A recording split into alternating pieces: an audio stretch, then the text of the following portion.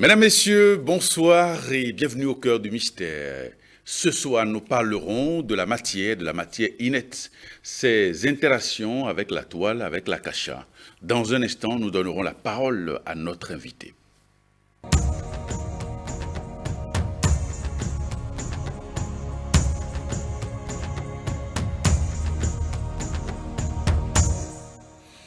Et notre invité ce soir a nom Marcel-Pierre Messéon. Il est mystique, il est cherchant en spiritualité. Monsieur Marcel-Pierre Messéon, bonsoir. Bonsoir, monsieur Ntaou. Alors, j'ai bien envie de vous demander, mais comment est-ce qu'on peut considérer la matière inerte? La matière, elle est une et indivisible.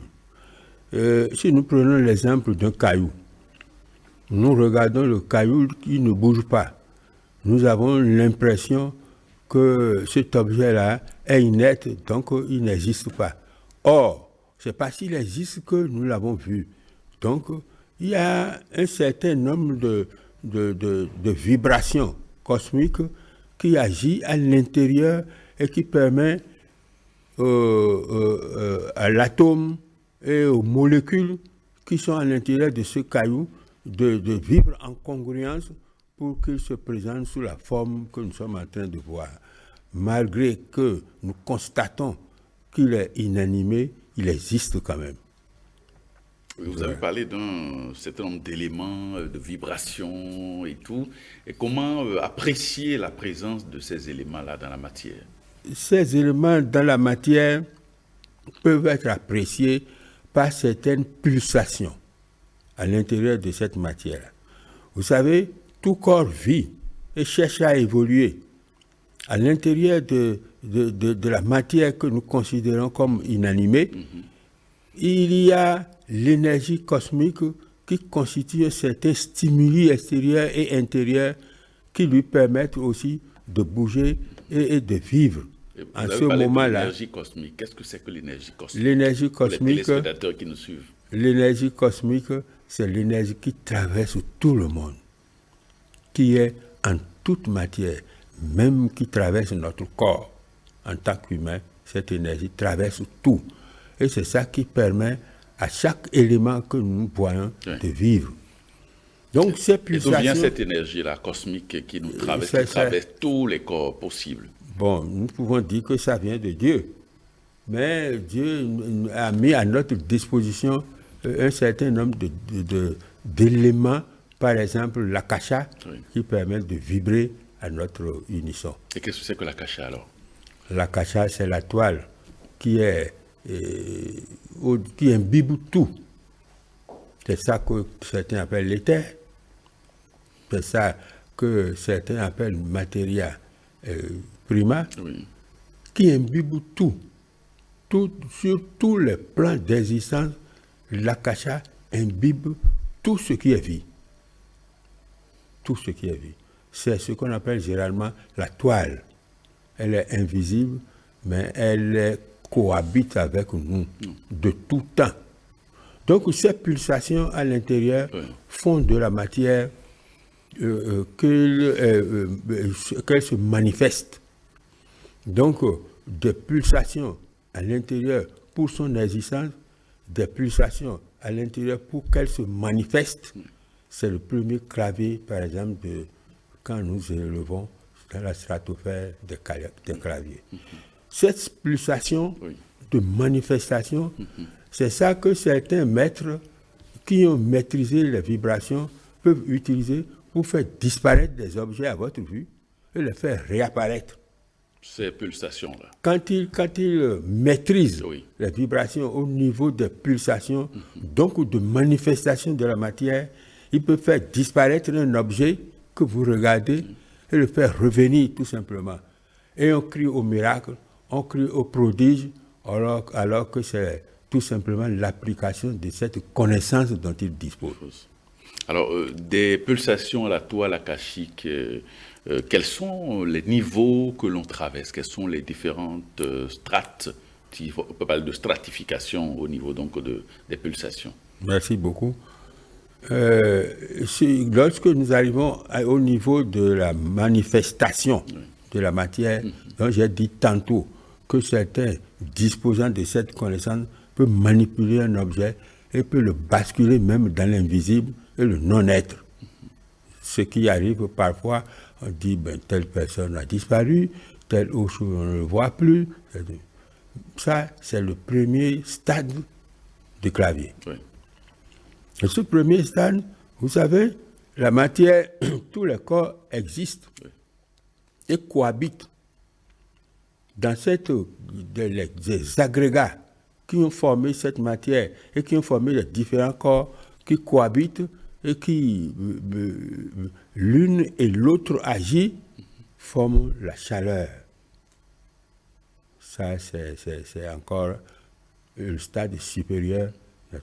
De cette chaleur-là, il y a les mouvements des corps différents qui font que, à un niveau donné, ils commencent par s'enchevêtrer, par créer des situations d'enchevêtrement les uns vers les autres, où ils provoquent soit des affinités pour l'attraction, soit des répulsions qui rejettent. Cela produit des sons. Quand je parle maintenant, vous entendez ma voix. Vous parlez, je vous entends aussi. Si un véhicule passe derrière ma maison, j'entends son vrombrissement et je sais qu'il y a un véhicule qui passe. Si klaxonne, je dis ça, c'est un klaxon. À partir de cet instant, nous montons sur le clavier. Et quand nous montons sur le clavier, nous tombons sur un autre clavier où nous avons affaire maintenant à la lumière. C'est la lumière qui nous permet de distinguer les couleurs, le rouge, l'indigo, le noir, jusqu'à la couleur blanche. À partir de cet instant, nous pouvons apprécier telle autre chose de couleur rouge, telle est de couleur verte, telle est de couleur mauve, telle est de couleur orange, ainsi de suite. Quand nous arrivons au feu tricolore, nous pouvons distinguer le feu rouge, le feu orange et le feu vert qui nous permet de passer alors que le rouge nous dit stop. C'est ce clavier-là qui nous permet de le constater. Et quand nous dépassons ce clavier, nous allons au niveau de l'électricité. L'électricité, c'est ça qui nous permet maintenant de mettre ici, de voir, de regarder à cause de certaines zones qu'elle émette. Cette électricité nous embrasse tous dans notre univers. Et le cosmos, tel que nous l'avons évoqué tantôt, est aussi de ce clavier-là. Ça vibre aussi au niveau de l'électricité, mais le volume et l'amplitude de chaque corps dans sa mission divine vibre d'une manière ou d'une autre pour passer à l'électricité. Et lorsqu'on parle, par exemple, on a vu que le maître, il est revenu pas plusieurs fois sur la fréquence vibratoire de la pensée. Voilà. D'abord, qu'est-ce que c'est qu'une pensée?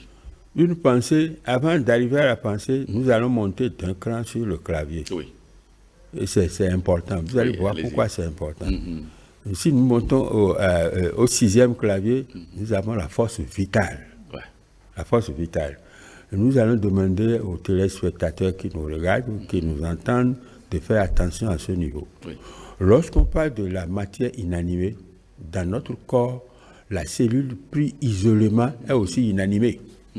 La cellule de notre corps, chaque cellule de corps prise isolément est inanimée. Mais notre corps est codifié dans son aspect génétique de façon que ces cellules commencent par s'organiser. Ouais. Dans les organes, comme nous avons l'organe du foie, nous avons l'estomac, nous avons le pancréas, nous avons le cœur, tout ça. Et tous ces organes fonctionnent en relation humorale pour que l'organisme puisse vivre. Dans cette fonction humorale, nous développons une énergie électronique qui peut être perçue à l'extérieur, que nous appelons aura. Oui, très bien. Cette aura peut être endommagée par des pensées négatives, par exemple, par des idées perverses. Et pour que nous soyons en bonne santé, nous devons permettre à ces organes de ne pas être perturbés. Parce que notre comportement, nos actions, tout ce que nous faisons peut perturber l'énergie et c'est ce qui constitue le mal, la maladie.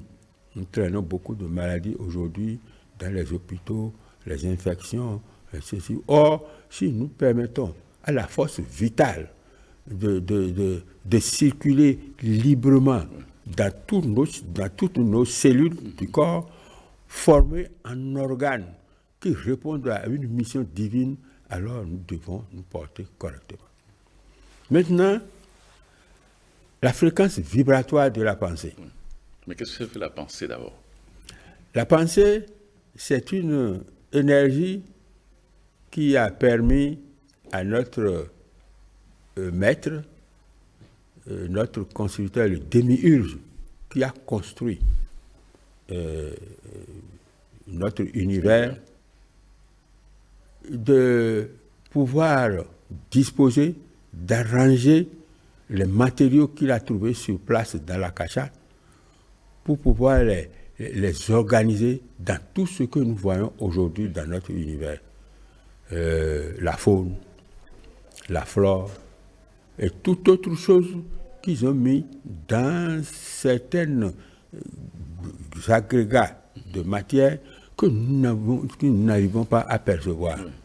Dans notre monde-là, il y a des mondes parallèles qui sont autour de nous, qui vibrent à un certain niveau que nous ne voyons pas.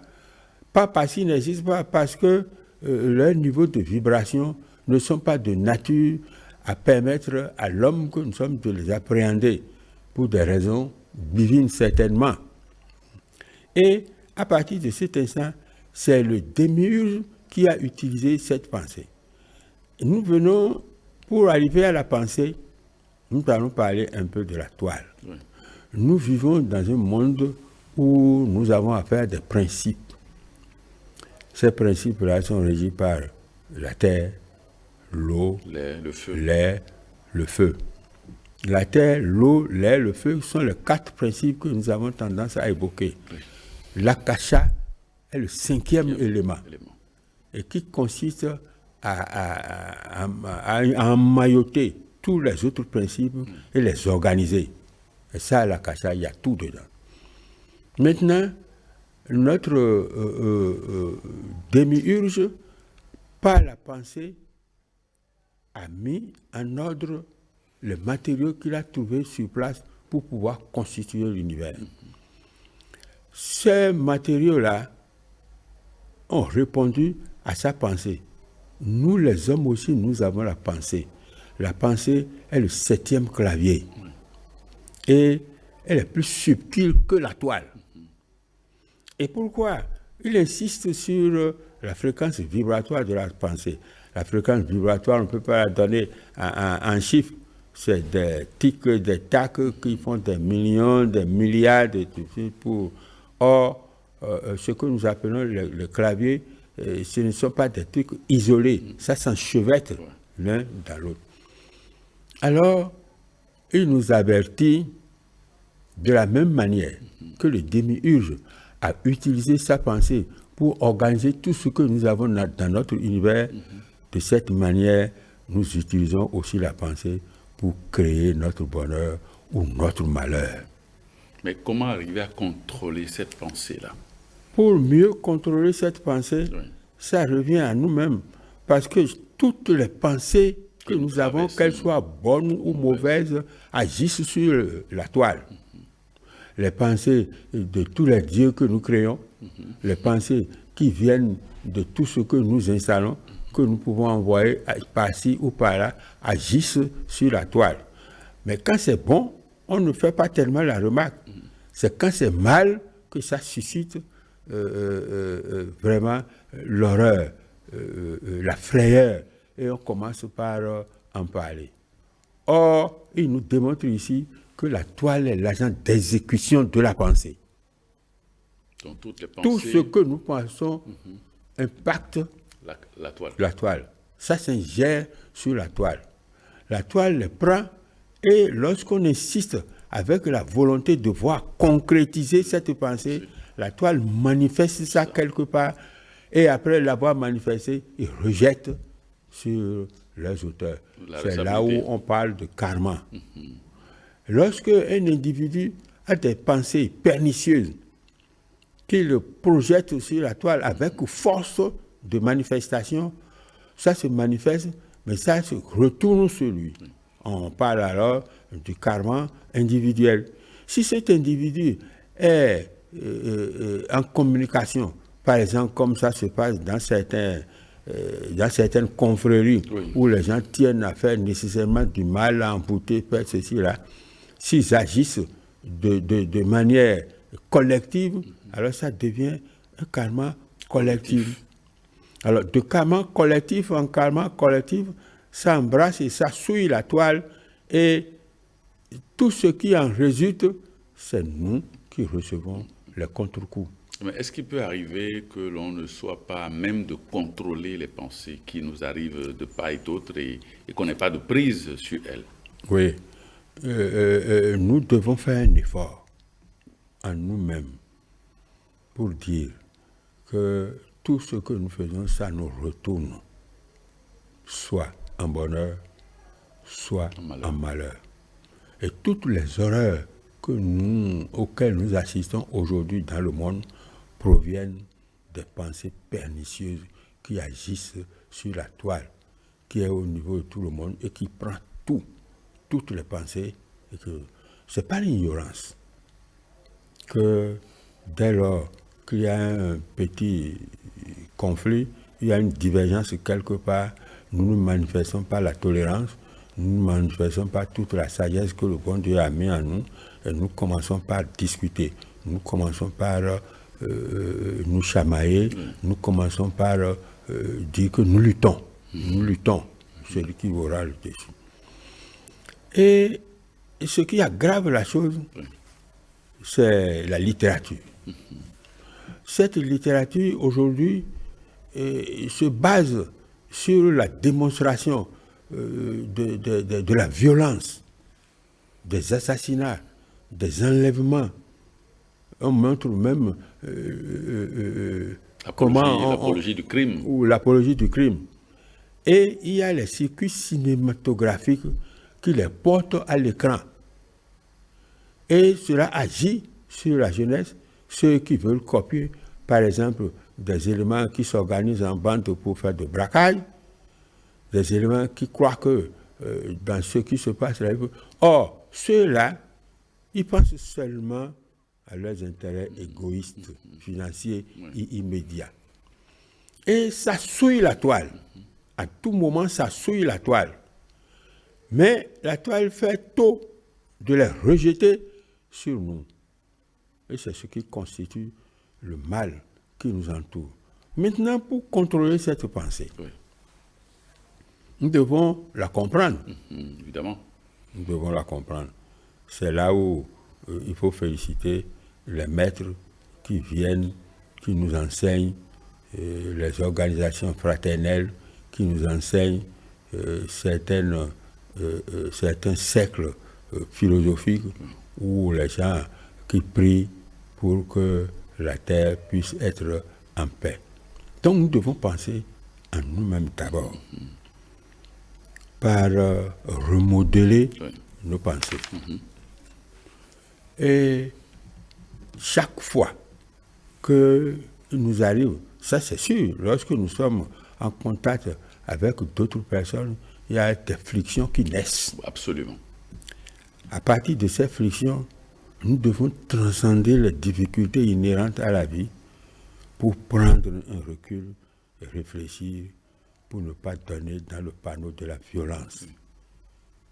Dès lors que nous affichons nous-mêmes un malaise au niveau de notre corps, le subconscient le prend, l'emmagasine et remet en conglomérat avec notre corps, nos organes sur nous, et c'est ce que nous recueillons en parlant de malaise, en parlant d'envoûtement, en parlant de ceci ou de cela. Notre mental se calme. Or, le mal vient de notre propre intérieur. Parce que nous avons créé nous-mêmes les brèches qui permettent aux pensées pernicieuses rejetées par la toile d'entrer sur nous et de provoquer des heurts. Ces heurts-là, évidemment, sont des expériences auxquelles nous assistons presque tous les jours. Mais comment contrôler ces pensées-là? Parce que c'est ça le vrai problème. Parce que on le dit souvent, mais on ne donne pas les outils qu'il faut pour contrôler véritablement les pensées qui nous pénètrent, d'où elles viennent, comment mettre en place des barrages pour que ces pensées ne puissent pas nous influencer, nous détruire. Il sera très difficile de dire que nous pouvons barrer la voie aux pensées. Oui. Ce que nous devons faire, dès lors que nous sommes dans la vie, la nature elle-même crée des stimuli pour nous permettre d'évoluer. Oui. Et ces stimuli ne sont pas toujours d'origine karmique. Très bien. Elles nous permettent nous-mêmes d'évoluer. Oui. Et pendant ce temps-là, nous devons nous calmer, transcender les difficultés et nous poser la question de savoir ce qui nous arrive là, ça amène quelle leçon? Qu'est-ce que nous devons en déduire? Lorsque nous prenons les leçons et que nous les analysons, que nous intégrons dans notre propre personnalité animique, alors, dès lors que nous aurons d'autres manifestations du genre, nous aurons une réaction de notre subconscient qui nous permet de garder la tête froide en face des nouvelles difficultés pour pouvoir les maîtriser. En un mot, il faut travailler pour parvenir à la maîtrise de la vie. Ce n'est pas facile, comme on le dit, mais il faut déjà commencer. Il faut faire un effort pour dire « je veux aller de l'avant ». Oui. Et lorsque vous commencez par faire cet effort et que la volonté y est, vous commencez déjà par améliorer votre propre état d'âme, oui, votre propre état d'être. Et lorsque vous affichez un état d'être performant, évolué, dans votre milieu, vous commencez par transmettre cela, parce que les gens vont commencer par vous observer. Donc c'est l'effort personnel que nous devons faire. Le contrôle sur soi. Le contrôle sur soi. Et en faisant l'effort personnel, au niveau de chacun, c'est que sur la toile, il y a toujours les pensées pernicieuses qui se jettent dedans. Donc nous devons aussi penser à protéger notre terre. Oui. En ayant des pensées positives. Oui. Nous devons donc prier et projeter sur la terre certaines vibrations de pensées positives, des images positives pour neutraliser les effets des pensées pernicieuses que les gens envoient tous les jours à travers les circuits cinématographiques, à travers des organisations qui se proposent toujours de se venger, de faire ci ou de faire ça. Alors comment concrètement on peut créer ces images-là? On parle souvent de la visualisation créatrice. Voilà. Quel type d'image on peut visualiser, on peut créer donc dans la toile pour contrebalancer le compresseur des images pernicieuses? C'est la création mentale. Ouais. Vous avez assisté à une scène d'horreur où, par exemple, on voit sur un écran la manière dont il faut enlever quelqu'un et aller l'assassiner. Oui. Vous avez de la compassion pour cette personne qui est en train d'être assassinée.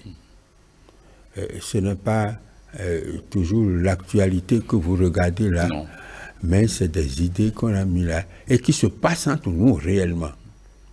Lorsque vous retournez en vous-même, vous prenez tout votre calme et vous faites une création mentale. Cette création mentale, c'est d'amener ceux qui posent ces actes à comprendre que ce qu'ils sont en train de faire, ça nous détruit nous-mêmes. Et que ça va réagir un jour sur l'autre, sur eux. Ce qu'on nous raconte dans les allégories, on parle de déluge ici, on parle de la disparition de l'Atlantide, on parle de la disparition de la Lémurie, tout ça là. C'est ces pensées-là que nous créons, qui, rejetées de part et d'autre, créent ces difficultés, donc par la création mentale, telle que vous venez de l'évoquer, nous pouvons toujours créer la paix. Les éléments de la paix. Nous avons connu dans le temps la Sainte Inquisition, dont on a parlé longtemps. Et malheureusement, la littérature ramène certaines pratiques qui frisent celles qu'on a connues au niveau de la Sainte Inquisition. Alors, or, le Saint-Père, le pape Jean-Paul II, a demandé pardon à l'humanité pour ce qu'on a fait de Galilée, qui a dit que la Terre tourne.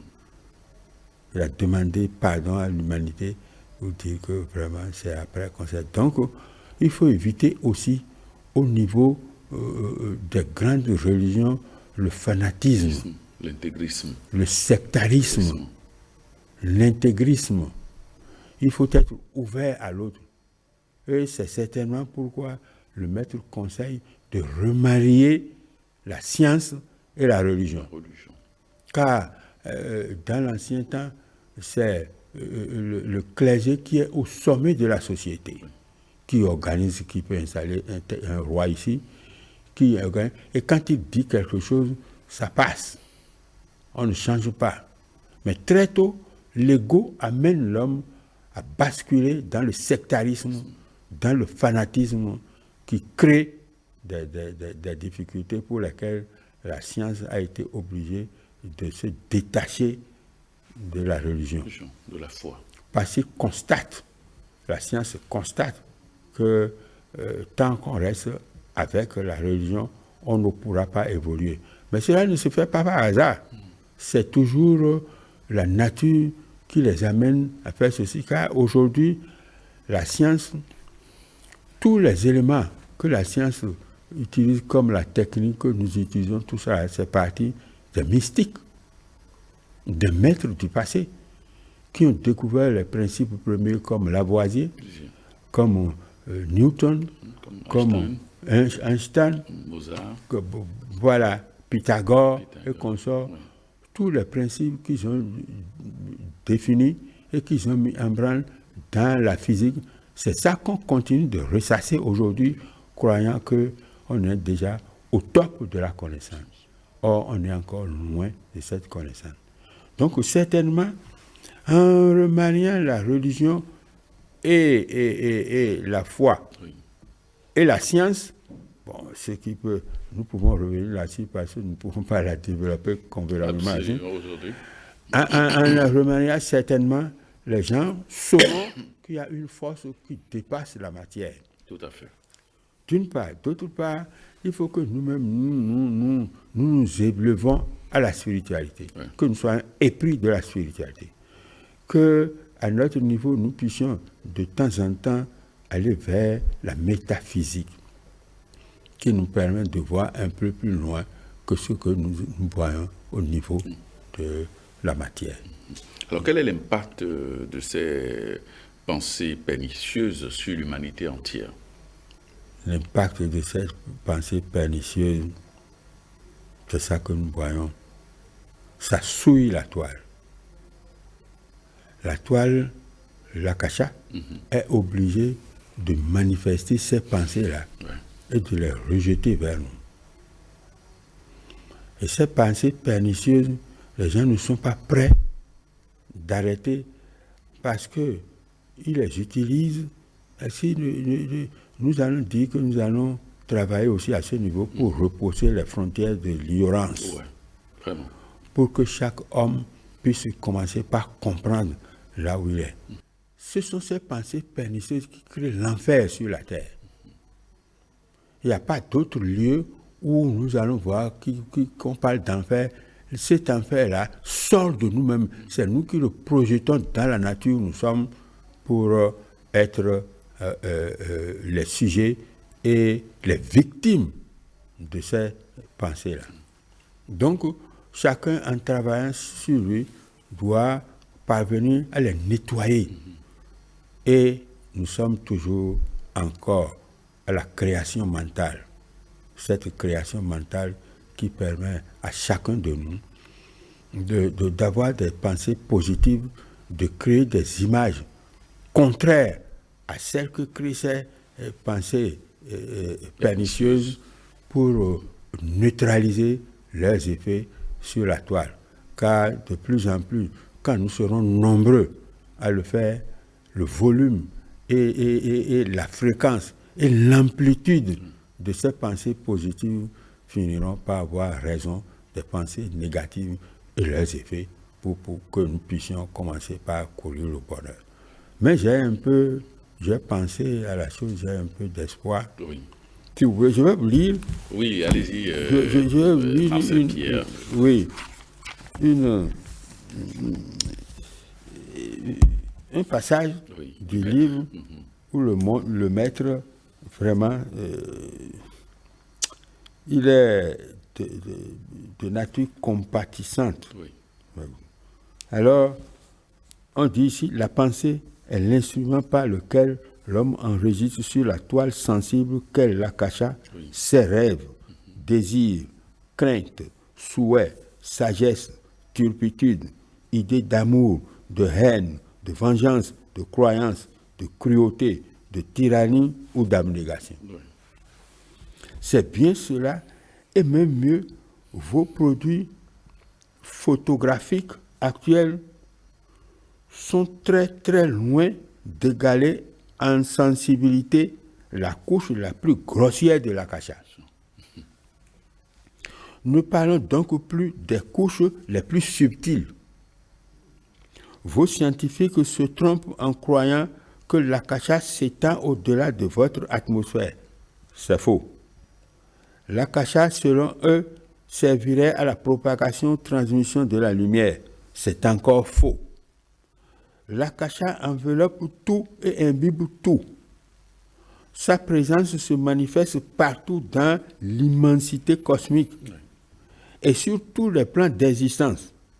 Toutes les pensées vibrent dans l'akasha, celles des dieux, des humains, de tous les êtres doués de conscience à n'importe quel niveau d'évolution. C'est l'énergie primordiale dont toutes les énergies fondamentales, terre, air, eau et feu sont issues. Voilà. Donc, pour lui, il trouve que nous créons nous-mêmes des lendemains difficiles de douleur, de grincement de dents, de tout ce que nous déplorons aujourd'hui, mais c'est nous-mêmes qui les créons. Il a développé dans tout le livre la pensée vibratoire, la fréquence vibratoire de la pensée qui agit toujours sur la toile. Et c'est ça que nous devons prendre conscience. Dès lors que nous allons prendre conscience de cela. La fréquence vibratoire. La fréquence vibratoire de la pensée est plus subtile que la toile. Et tout ce que nous émettons se projette sur la toile et la souille automatiquement, que ce soit bon ou que ce soit mauvais. Bon, ce ne sont pas les pensées de prière ou bien des rêveries. Ça vient à la toile les dissout et les évacue rapidement. Donc les intelligences qui nous gouvernent suivent, parce que nous avons le libre arbitre.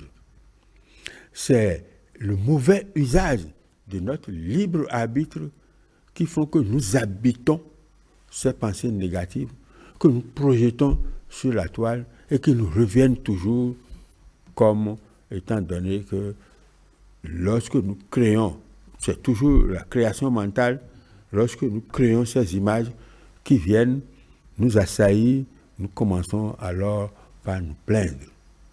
Les rituels expiatoires, les cérémonies que nous faisons pour dire qu'on a déjà lavé ceci ou cela, ce ne sont que des simagrées que nous faisons. Ça n'a aucun impact.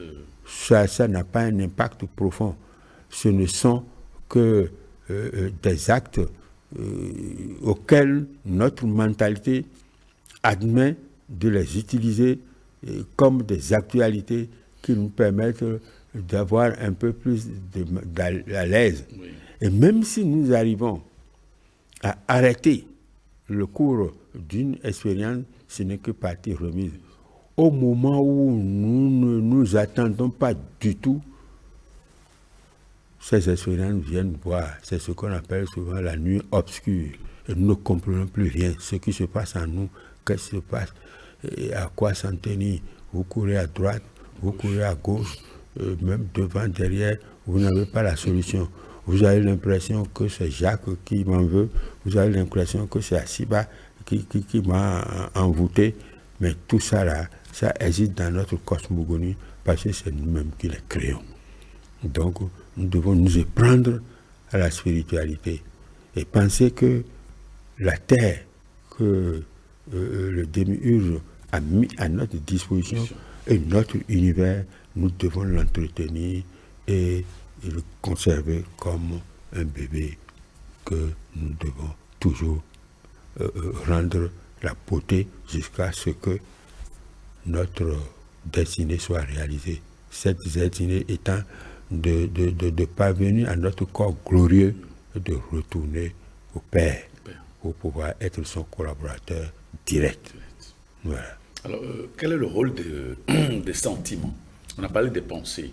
Quand on pense le corps mental, il y a le sentiment, le corps émotionnel, avant que l'on passe aux actions, qui est l'élémentaire. Alors, quel est le rôle des sentiments dans cette trilogie-là? Oui. Lorsque je vois une personne, tout de suite, soit j'ai de la sympathie pour elle, ou bien j'ai de l'antipathie pour elle. Lorsque nous entrons en discussion, par exemple, sur un panel ou sur un sujet que nous devons prendre ensemble, celui qui a ma sympathie, quel que soit ce qu'il est en train de dire, je l'accompagne. Lorsque vous avez de l'antipathie personnelle qui ne s'explique pas pour quelqu'un, ça peut venir d'une expérience lointaine, peut-être karmique, peut-être vous avez vécu quelque part où vous avez posé des actions et vous revenez aujourd'hui et ça s'enchevêtre. Ces sentiments-là naissent à partir donc des stimuli qui sont dans la nature ou à l'intérieur de nous-mêmes, parce que nous sommes les seuls archivistes des événements qui courent dans notre vie et nous pensons que ça vient d'ailleurs. C'est nous. Alors, lorsque nous créons une brèche, on nous retourne toujours cette brèche-là.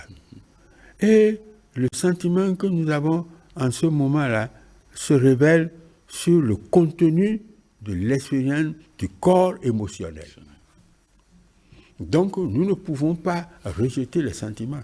Nous ne pouvons ne pas avoir des sentiments, mais nous devons les contrôler pour donner tout le contenu, toute la valeur de ce sentiment qui est épris de nous et savoir à quoi s'en tenir dans la tolérance et dans la considération de l'amour.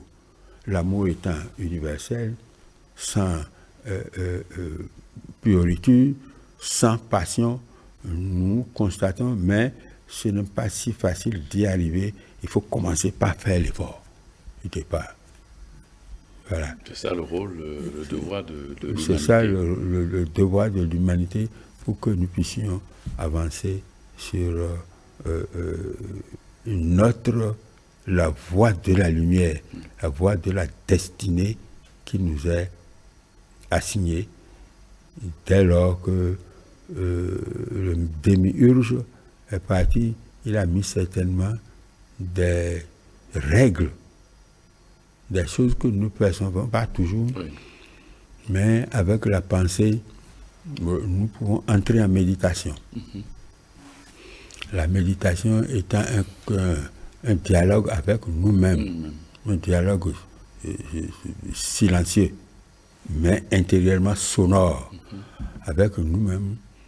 Et lorsque nous y mettons la volonté, nous parvenons à découvrir certaines matières. C'est ce que les anciens maîtres qui nous ont précédés ont fait pour découvrir tout ce que nous utilisons aujourd'hui.